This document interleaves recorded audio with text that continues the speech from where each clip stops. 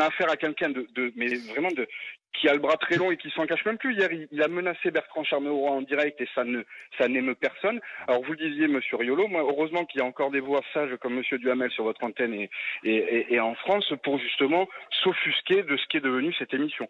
Donc oui, pour moi, il doit être sanctionné. Après, il doit être tant qu'à faire, on supprime ce genre d'émission. Comme à l'époque, certains voulaient supprimer les guignols de l'info parce que ça manquait de respect aux politiques. Ils ont été supprimés d'ailleurs, et c'est Vincent Bolloré qui les a supprimés. Ils ont quand même été à l'antenne pendant.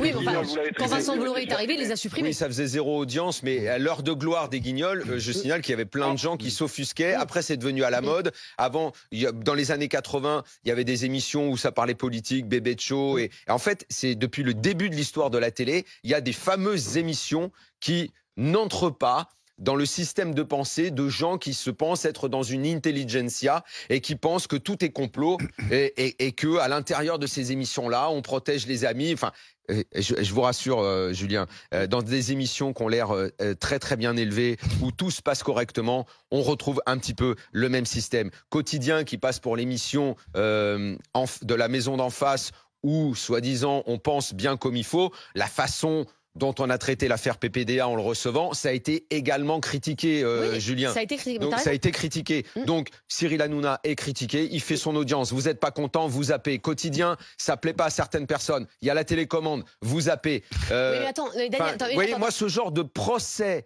sur la télé, sur les médias, mais vous savez qu'il y a... Alors, ça, c'est un autre truc de cette affaire que veut mettre en avant la France Insoumise, c'est la fameuse pluralité des médias. Oui. Mais les gens, ils vivent sur quelle planète? Mais il note pas la pluralité des médias entre Valeurs Actuelles et Mediapart. Ils voient pas à quel point il y a une pluralité des médias et des opinions entre notre groupe à nous, le groupe Canal.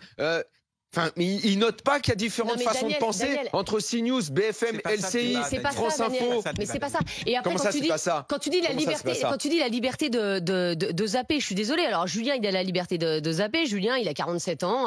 Ouais, il s'exprime très bien.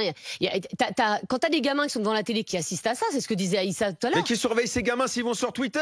Lui-même, il a dit qu'il se référait à Twitter pour les informations. On sait bien la merde que c'est Twitter. Il devrait plutôt contrôler les enfants qui vont sur les réseaux sociaux. Excusez-moi, plutôt que la télé. Vous vous souvenez de Louis Boyard à TPMP, vous, Daniel? Oui. Pardon. Mais si, non, mais en fait, c'est pas la question. C'est que là, c'est carrément. Moi, je suis désolé, je n'en démords pas. Sa carrière politique, il la doit à ses prestations télé. Et ce gars-là était inconnu. Il a même pas terminé ses études. Il faut quand même rester, puisqu'on parlait de légitimité tout à l'heure. La légitimité d'un homme politique, c'est quoi? C'est l'élection. C'est l'élection. Pour aller dans le sens de Daniel, son premier coup d'éclat, c'est de s'être levé au cours d'un débat gilet jaune sur le plateau de TPMP. Et d'avoir quitté la scène. On n'a pas parlé des jeunes, eh bien je m'en vais. Voilà. Et d'avoir fait déjà un coup d'éclat. La légitimité politique, c'est l'élection, c'est vrai. Mais qu'est-ce qui prouve qu'il est capable de régler les problèmes d'une circonscription? Tu peux dire ça sur n'importe quelle politique, c'est pas parce que tu as fait l'ENA que tu es capable de mieux régler les problèmes. Eh bien, absolument, c'est la réponse que j'attendais de ta part, Estelle. Exactement. Non, mais c'est parce que ce fameux procès en légitimité, moi, il me saoule.